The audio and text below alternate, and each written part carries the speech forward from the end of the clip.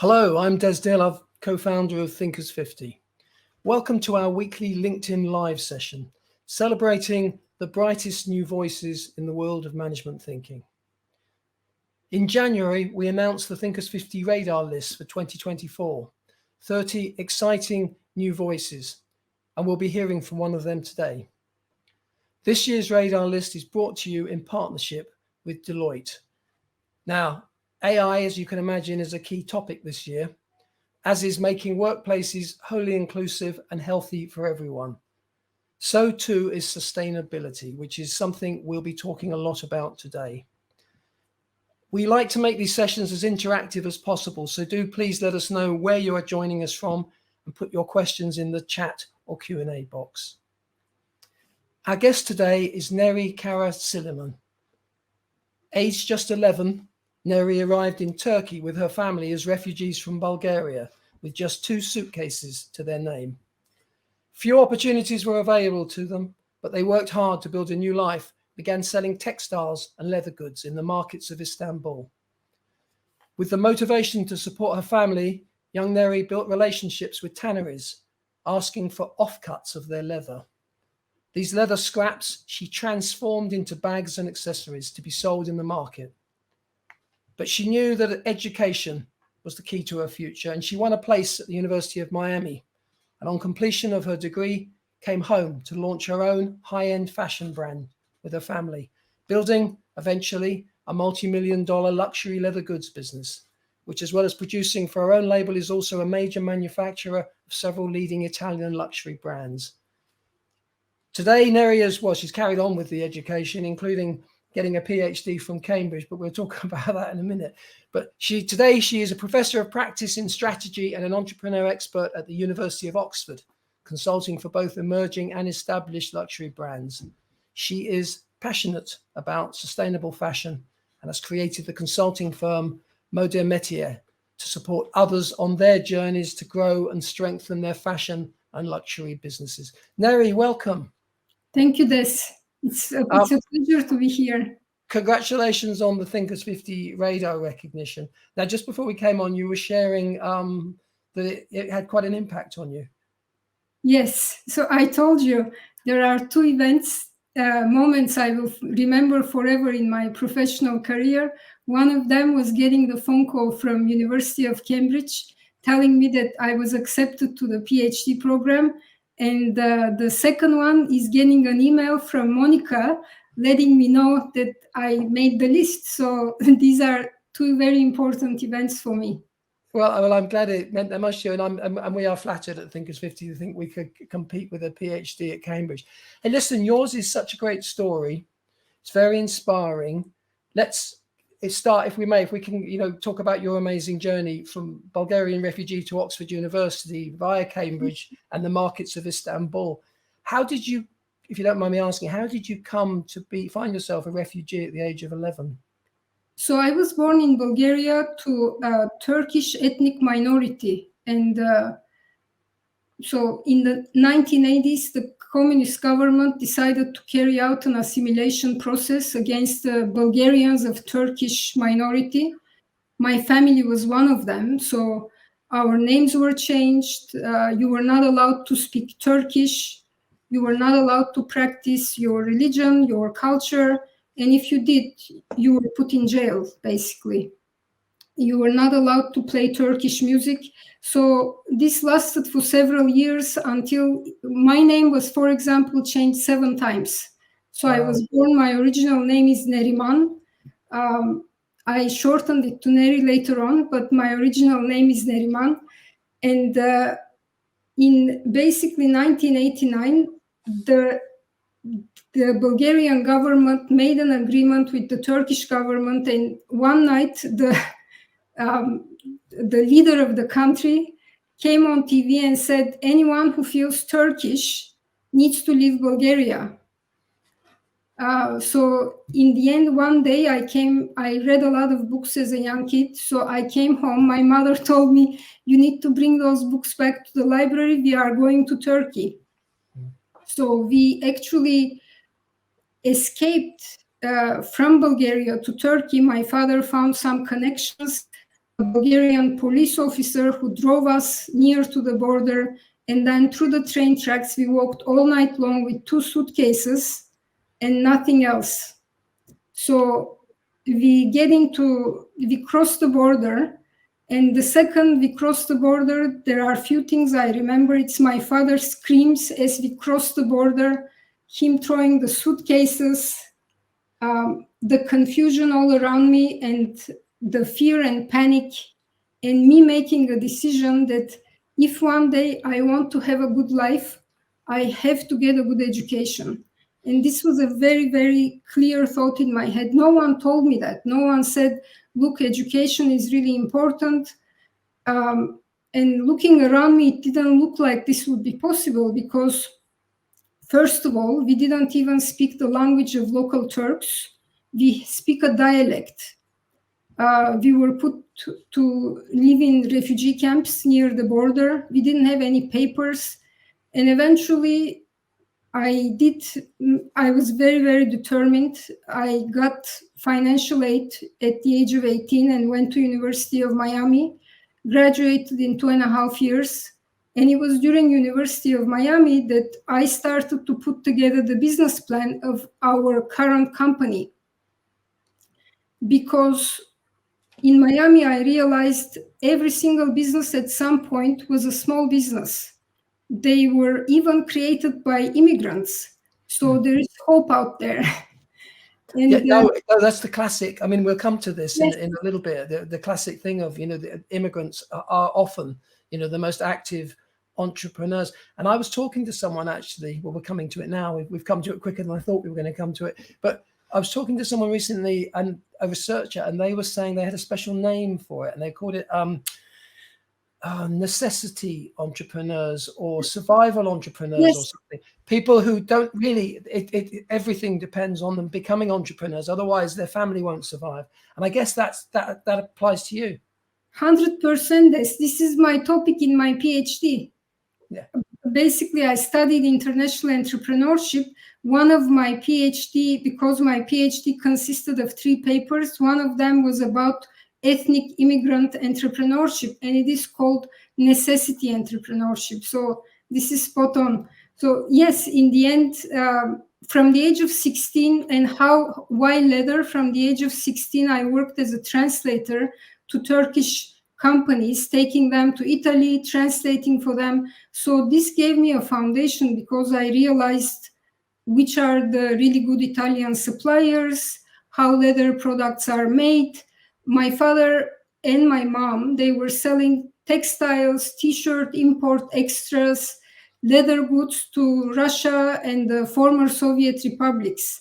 Because as I said, we didn't really speak the Turkish language very well, and we didn't have any connections in Turkey culturally. We felt closer to that part of the world because it was communism, Yeah.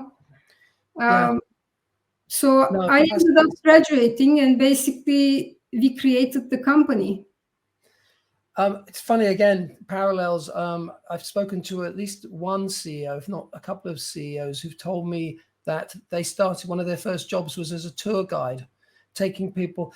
And one of the things they said was, you get to read people really well when you do that, and particularly if they're different languages, and you have to try to fit in with different languages and cultures, particularly if you want to earn tips. So you learn to sell yourself. There's a whole bunch of, it's almost like it's one of those unexpected preparations to be a business leader, is actually leading tour guides, being a tour guide. So it's fascinating.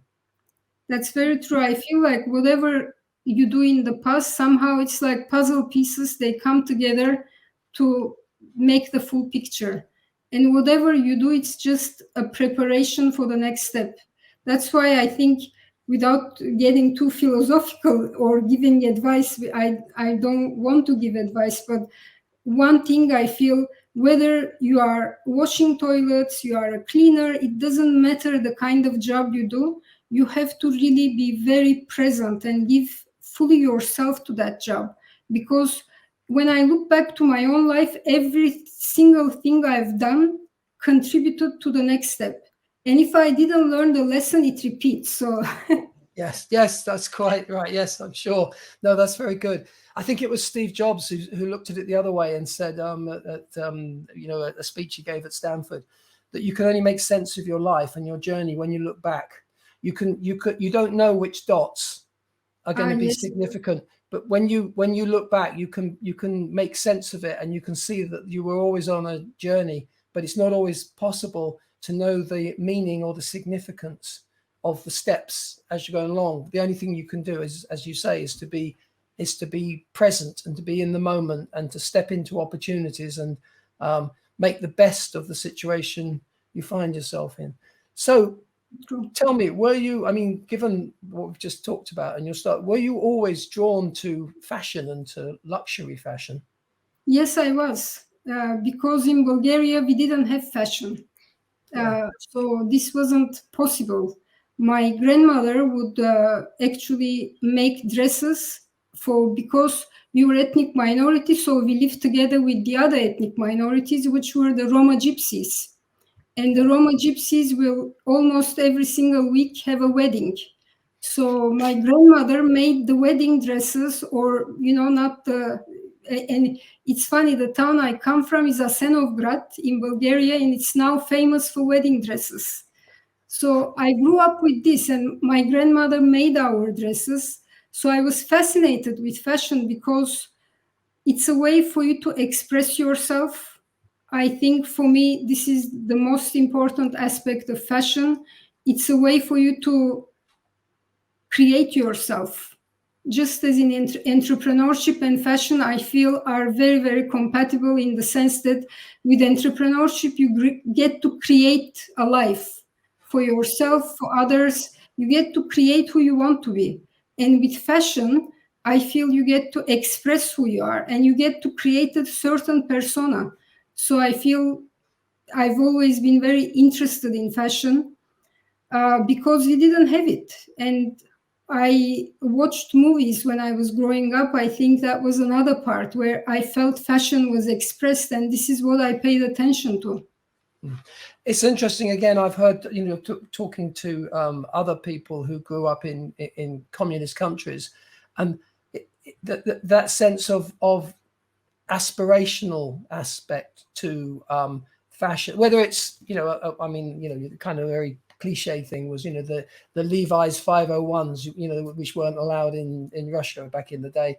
But there is a sense that people who come from from perhaps a place where that isn't a possibility are more drawn and see it as more as an aspirational dream. Yeah. So Levi's 501, you interviewed the Chip. Yes. I really like that podcast episode. So Levi's, this is our dream. Growing up in communist Bulgaria, Coca-Cola, I will never forget the first time I saw a Coca-Cola bottle, the taste of it.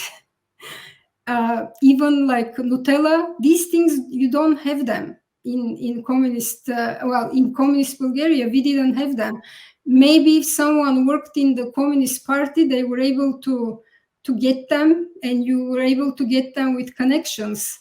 So when we immigrated, my dream was to get a pair of jeans. So after the refugee camp, my father found his aunt who had immigrated years ago in 1978, and we ended up living in her home with 6 other families. She opened her home to basically other Turkish Bulgarians, relatives, and her son, who is today the manager of our factory in Istanbul. He bought me my first pair of jeans. Amazing. It's amazing. And I think it's we who've always perhaps had access to, there was a time when Levi's were harder to come by in the UK even, and I remember years ago talking when I think McDonald's was first opened in Moscow, talking to somebody who said going to McDonald's in Moscow is a status symbol, in a way that most people, certainly in the US, wouldn't necessarily think of McDonald's as being fine dining or being associated with status. It's very interesting, the cultural cues and how the signals that they send to people and send to us and the aspirations they create. Yes, in the way we created the business, so we sold leather products to former Soviet republics, Azerbaijan, Kazakhstan, Ukraine, Russia. It's because when my father visited those countries, he spoke Russian. That's why he went to see what's out there. I mean, I don't have business opportunities here. I don't even have papers. So let me go see what's out there. He noticed that people didn't have leather bags, leather products. So in these particular cultures, having leather products is a sense of wealth. It's a status symbol. Yeah. And in the year of 1999, when we started our brand, we still only use Italian leather. So having this very high quality product, at the end of the day, what is entrepreneurship? You have to identify a need and you have to provide value. You need to meet that need with a very high quality product at an accessible price. And there have to be enough people willing to pay for it. So our business, I don't know if it would have been successful if we had started it in UK. Because, for example, here people in Paris or in London, they already have these products. So we went to a market where that particular product was needed. No, that's very interesting. Listen, we're being joined by, we've got quite an international crowd in. I'm seeing people from Switzerland and Poland and in Paris, where you're speaking to us from, and Amsterdam and Portugal. So it's quite a global gathering, and some interesting comments coming in. I love your story. It resonates very much. Thank you for sharing. How can individuals and communities effectively rebuild and create resilient systems and infrastructure from scratch? Oh, there's a question. After a major disaster or crisis, incorporating lessons. Well, that's a good question. I mean, you've done it in an individual level, and we will go on and talk about some of the other things you've done, because there's a lot here to unpack. But that's a good point. What are the lessons for communities? I mean, how can people, rebuild? I mean, we're unfortunately, very sadly, we are living in a world that seems to be going through a particularly bad period in terms of strife and suffering. Yes. By sticking together, and you said the individual level, but I never see myself as achieving anything individually. I will never say the success I have is my own, or the success of our business is ours, of our families. It really was with other people, and thanks to other people, I was able to have the life I have because of the kindness of others, of the encouraging word from a neighbor who said, yes, you can complete your degree. This may sound like very small examples, but these matter a lot. And I think often we think of resilience as an individual trait, but this is the biggest myth. I even wrote an article about that. So sticking together, valuing each other in this life, and knowing that nothing is achieved at an individual level, but it's thanks to other people. So at an organizational level, this starts with valuing your employees and creating an organization where your employees are the heart of your business. You have to pay them fair wages. You have to treat them equally. You have to create, so you mentioned Ludmila before we started our talk. When she talked to me, when she was writing her book, she asked me how I created this inclusive organization. And the fact that I know what it is to be discriminated against, what it is to be the other, and the challenges I have went through, and the pain that causes, only for this reason, we created a system in our organization that allows for everyone from every socioeconomic background, ethnic background, whether they have disability, they are all able to work in our company. So this is you don't have to just have a business in order to create this in resiliency. Okay, well, I want to talk a little bit more about the businesses and about some of the other things you're doing. But again, I'm seeing there's a lot of people very interested in your story, and we've been joined by people from New York City and New Jersey and Singapore and India. So again, we're getting more people joining even as we speak. Now, I mentioned that you're passionate about sustainable fashion. And I stand to be corrected, but it almost seems to me that that's a sort of paradoxical term. There's a paradox in there somewhere, because the nature of fashion is that it's not sustainable. It's always changing. Yes. What is that? An oxymoron, I suppose, what you put fashion and sustainable together. I'm just curious to explore that concept and how that works, because we do think of the fashion industry as being particularly fast moving. It is, and for this reason I've given many talks, and I'm quite passionate about to bring this to light, because you are absolutely right. Fashion is one of the most polluting industries, and every second a garbage truck of clothes is either being burnt or sent to landfill. So the statistics are really very concerning. And I think that's why it's my mission almost to say sustainability can be compatible with growth. Sustainability, responsibility, and growth are compatible with each other. But I think the companies need to reconcile with the fact that how much growth do they want, how much sustainable return they want, instead of saying how much return. The key question is how much sustainable return. So you are absolutely right when I say we cannot promote overconsumption and overproduction, because ultimately this is bad for the environment, but also it's bad for the business. You think by overproducing you are going to make more money. That's not the case. That's actually financially very damaging for businesses. So as a company, some of the things initially I didn't even think when we were creating the company, we were sustainable, because we started 25 years ago. At the time, the word sustainability wasn't even in the lexicon. What sustainability means? For me, it's about treating your employees right, creating a product that is of very high quality, that is not discarded, that is left for other generations, that has longevity. And this is a company that complies with law, that doesn't see law and sustainability as an additional cost, but sees it as something that's of value. And how can I produce something that is of value to my consumers? So these are the things that, in my opinion, is what sustainability is. So with our company, for example, we don't change our styles very often.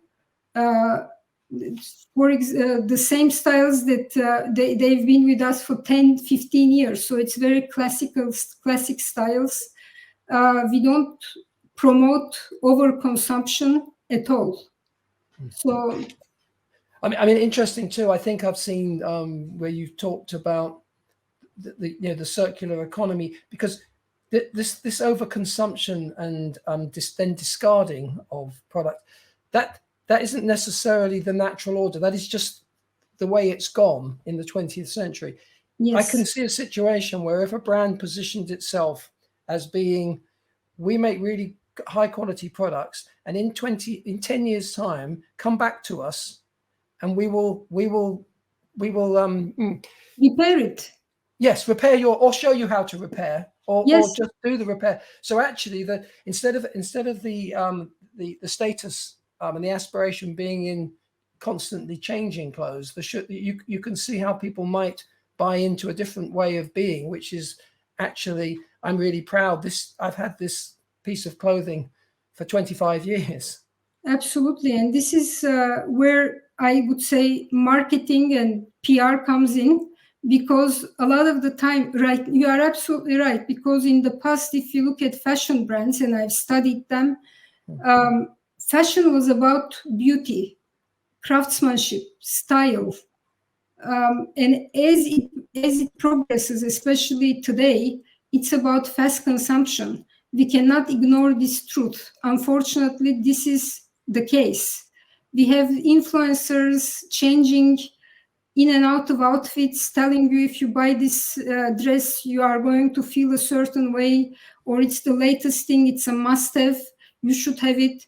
And I think it's now our job to make sustainability desirable rather than making the next item of clothing desirable. And I think I'm hopeful in the sense that I see some change in the industry. Of course, legislation is helping a lot, and we are going to see more and more of that in the future.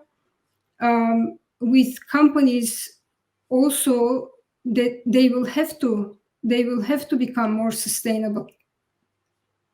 Do you think too that, I mean, certainly in recent years, I was going to say traditionally, but certainly in recent years, if people think about fashion, everybody wants to be a designer, but behind the designers are the craftspeople. Yes. You know, the artisans, the people who have the old skills, and yet that they don't seem to. I would imagine the fashion industry cannot run unless you have those very highly skilled people, and yet they're not. Somehow they're not congratulated or celebrated the way that the designers are. You are right, and this is why, I mean, I was teaching before at Royal College of Art, at London College of Fashion, and especially a few years ago, everyone wants to be a designer. And I think, again, in fashion schools, this is changing. As I said, I'm hopeful in the sense that there is a lot more awareness coming in, and I see with fashion brands as well, if in the luxury sphere, they are obviously giving a lot more emphasis on their craftsmen and how the products are being made. So the more we see of this, the more education there is, and from how a product is made, what is in that product, how much cotton. The more consumers are educated, the better it will be. And I did say a few days ago, I was in a conference here in Paris, and they said to me, well, we expect too much from consumers. We just put too much pressure on them. I really disagree with this, because at the end of the day, this is a supply and demand. A few days ago, Renewcell, the recycling company from cellulose, bankrupted. We had several other companies, unfortunately, bankrupted as well. So I think, why are they not?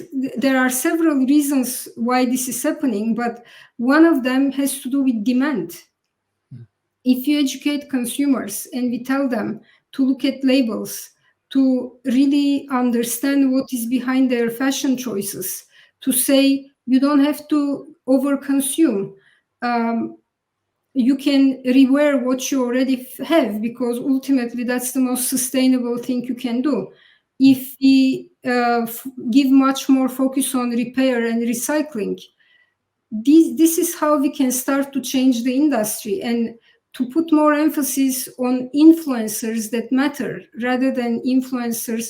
And I've fallen in these traps, by the way. When I'm telling you this, doesn't mean I am talking like this because I am guilty of over-consuming. My sisters-in-law will tell you that. Well, I think we've all, even I've probably done that. But interesting, we've got some very interesting comments. You're obviously striking a chord, I can tell by the chat. A lot of people echoing your thoughts, a lot of people agreeing. Someone here, one of our LinkedIn users says, and this is, I think, metrics are always what we measure is what we see and what gets done, but saying cost per wear is a key metric, which is being used a great deal now in terms of conscious consumerism. But yeah, we should be judging things on how much wear we get out of it, not how quickly we discard things. Absolutely. I mean, interestingly, you referenced our Provocateurs podcast with Chip Burr, who was the CEO of Levi Strauss. And one of the things he was proclaiming is that he doesn't wash his jeans because one of the biggest sort of effects on the environment is the fact that people overwash clothes as well.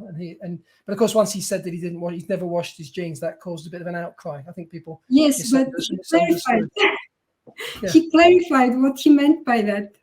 Yeah, I know. It's funny though how it can have such a impact on people. But I'm sure we do, and this is another thing. I'm sure we do also over launder our clothes. I think he said he hoses his jeans down in the shower sometimes, but they don't need to go through a washing machine as frequently as we put them through the washing machine.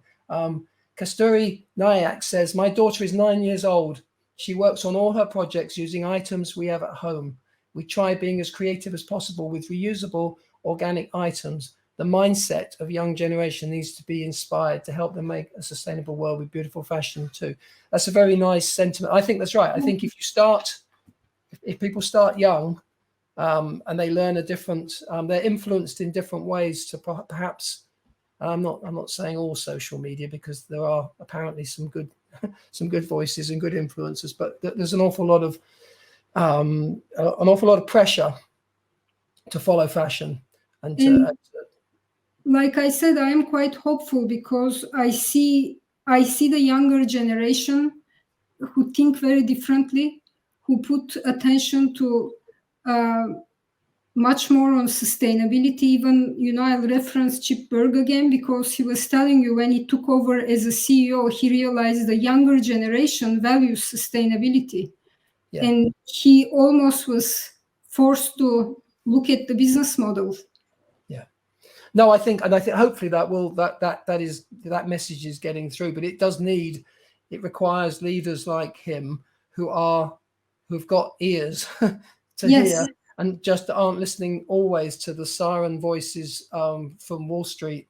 Because again, stock can be a bit in and out of fashion too. People buy and sell, shares in companies, not necessarily looking at whether those companies are sustainable, just in terms of their stock as well. If it doesn't perform this quarter, they tend to get dumped, which puts the pressure on the CEO. So it all kind of cascades from there. Listen, tell us a little bit about what I understand to be kind of consulting business, the Moda Métiers. I hope I'm pronouncing it correctly. And also I want to hear about the butterfly effect as well. Oh, the symbol of butterfly. Yeah. So Moda Métiers, I was associate professor at ESEG University, and I had gone on maternity leave. I had just become a mother, and I wanted to bring, like I said in the beginning of my talk, bring everything together and have a lot more flexibility in my schedule. And all my intellect and skill and knowledge I have can come under one roof, and I get to share it with others. So this is how Moda Métiers was born, and I work with startups and established brands on their business strategy, as well as on their sustainability practices. I have helped 2 companies with their sustainability certification, for example. And the symbol of butterfly because of my grandfather.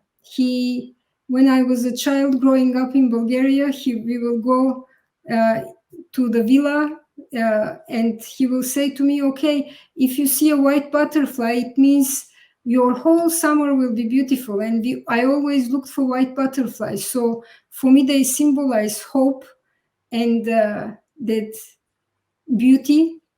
But they also, of course, symbolize my grandfather. No, that's nice. And your companies also, you support child refugees and offer their services to businesses of displaced people. Can you tell us a little bit about that? I'm sure people will be very interested to hear. I do. And in fact, this morning I received an email as well. I have pledged to help in any way I can to displaced people with my knowledge, whether if they have businesses, I offer my consultancy services for free.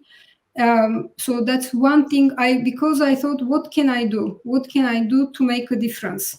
So this was my way of contributing. And I contribute financially as well to save the children. Anytime there is a crisis and money is being raised, for example, during Russia and Ukraine war, I did donate to Ukraine. So for me, the causes that are important for me, it's not political, but I want to help in any way I can. So this was my thinking behind it. I have to admit, I mean, it's maybe slightly political, but I get so frustrated in my own country about the attitude towards refugees. You've got people who want to come and work, who have all sorts of skills at a time when our country is desperate for talent and for skilled people. And yet there's this, you know, with a lot of people, there is such a talent pool waiting to be harnessed, to be, you know, given an opportunity. It's just very frustrating that some of the unfortunate political attitudes that are out there seem to persist and color people's thinking. I know. Well, it is unfortunate, but you know, it's sometimes I say I get frustrated as well.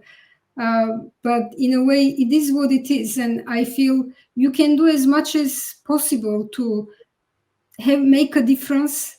But at the end of the day, you cannot only do as much as well, and you have to work with what you have. So there will always be people who will be naysayers, and the attitude will not be a positive one.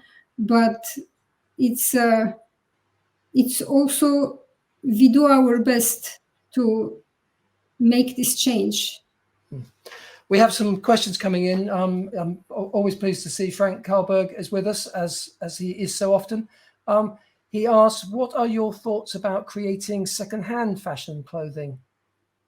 Second-hand fashion clothing in which type of second?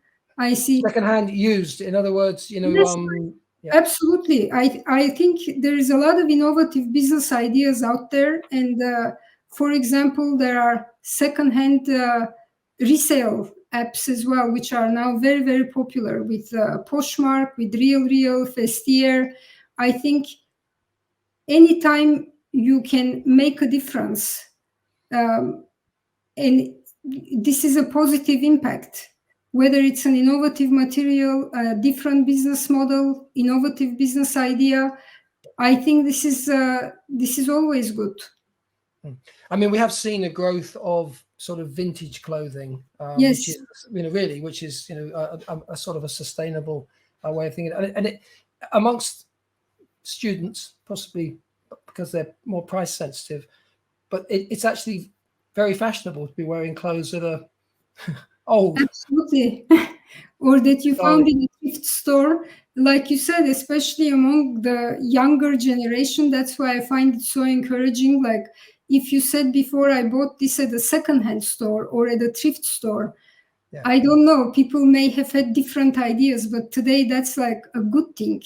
Yeah. I buy from secondhand, used Vestiaire collective, and I take pride in it. And I take immense pride when I've used something for a very long time. Yeah, very good.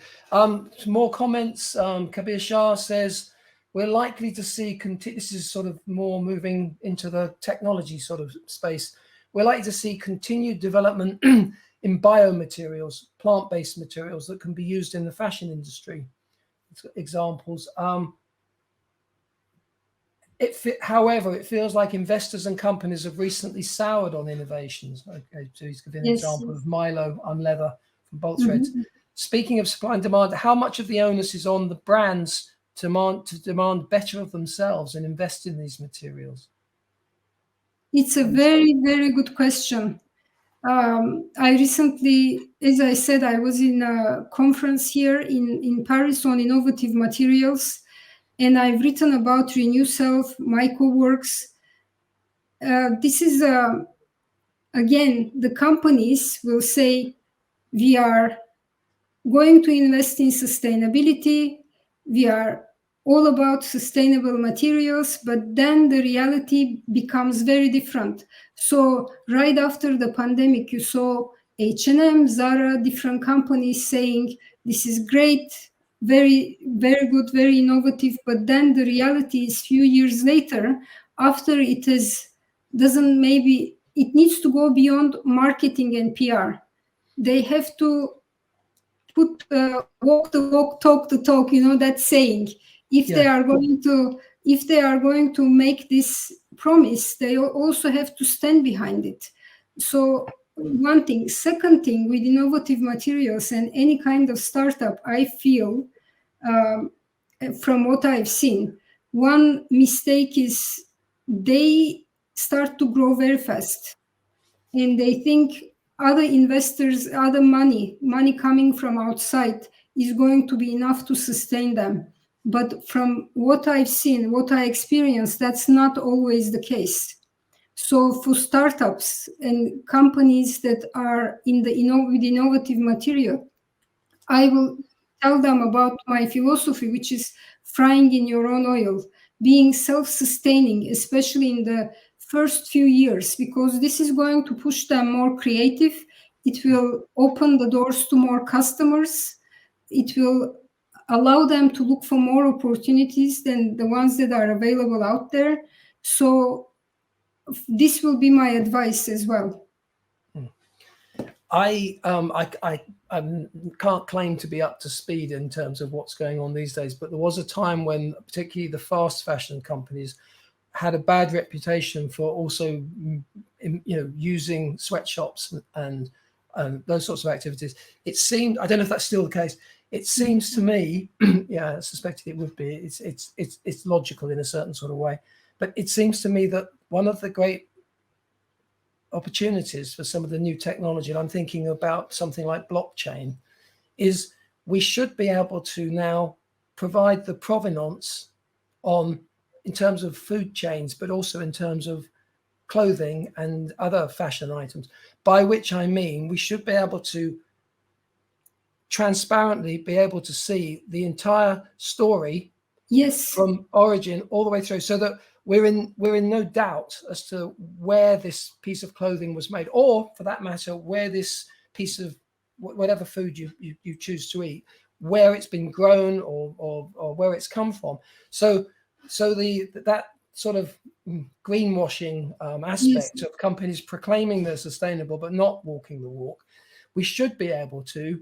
I mean, I'd be very interested if a company actually really based its strategy on that and said, look, you may pay a little bit more, but actually you can look at the entire chain of events. There is several brands who do this very well.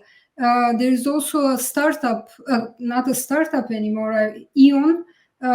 It's a chip basically and they work with Chloe, with all the leading luxury brands. So you are able to trace the whole entire supply chain.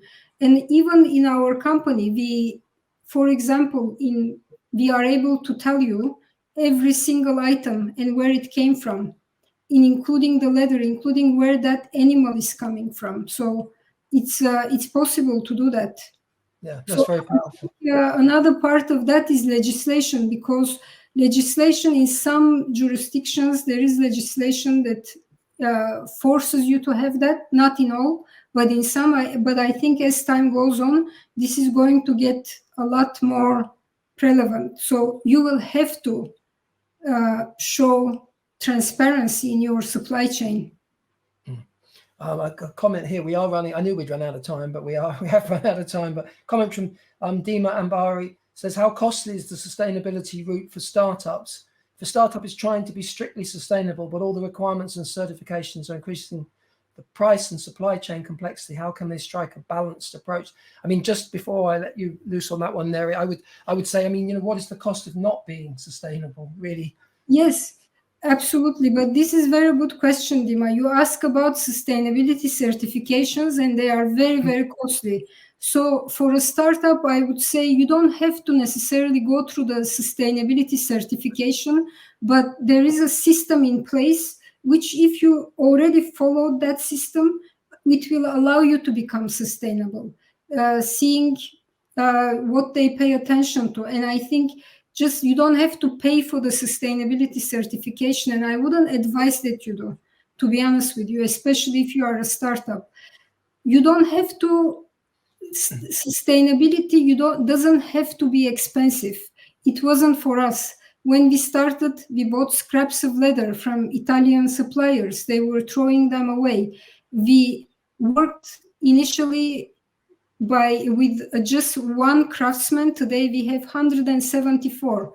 In the beginning, you don't have to start very big, but every step has to be done well. So in that sense, sustainability is not costly. I would also warn against fast growth, because that's when I see the companies tripping. And we did it well. That's why I can tell you. No, great answer. Great question. Listen, we have run out of time, but where can people find out more about your work? There's a lot of interest, and just say a word about your next piece of research that we were talking about before we came on. Sure. My next piece of research, I decided to focus on the intersection between immigrant entrepreneurship, sustainability, and business longevity. They can find me on LinkedIn. I am trying to be as active as possible on LinkedIn. On Instagram, I am at prof.neri, and my website is modamétiers.com. Fantastic. Okay, well, we are out of time. Huge thank you to Neri. Thank you. Please do join us on the 6th of March at the same time, when our guest will be Natalie Nixon, author of The Creativity Leap. Until then, thank you for joining us.